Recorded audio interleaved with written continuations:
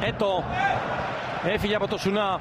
Περιμένει την κίνηση του Αθανασιάδη. Ο Φωτάκης στον άξονα. Η πάσα για τον Ρομπέρ.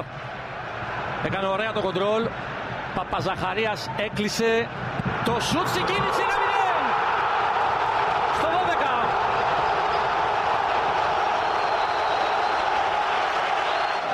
Ο Λόρενς είναι ο σκόρερ. Εξαιρετικό γκολ ο ΠΑΟΚ. Με το δεξί ο Λόρενς. Άψογη εκτέλεση 1-0. Δυσκολεύεται ο Άρης από τα πλάγια. Φωτάκης εκτέλεσε. Η κεφαλιά 2-0. Κατσικάς στο 23.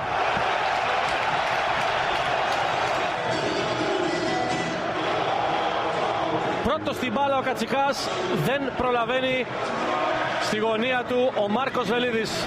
Πίεσε ο Νταμαρλής.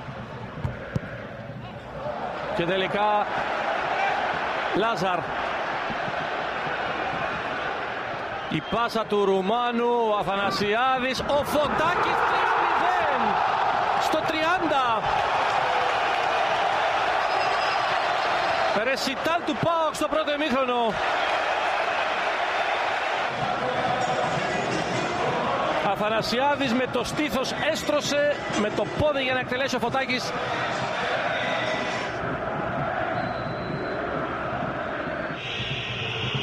Για να εκτελέσει ο Κοέλιο, ίδια ιστορία, κεφαλιά στα δίχτυα. Πρώτη επαφή από τον Καπετάνο, δεύτερη από τον Αγάνθο. 3-3 ο Ισπανός στο 39, 3-1. Μειώνει ο Άρης.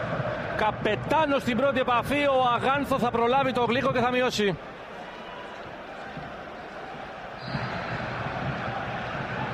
Η σέντρα για τον Αθανασιάδη στην κίνηση, φοβερό γκολ! Φοβερό γκολ! 4-1 στο 43. Τι έκανε ο Αθανασιάδης!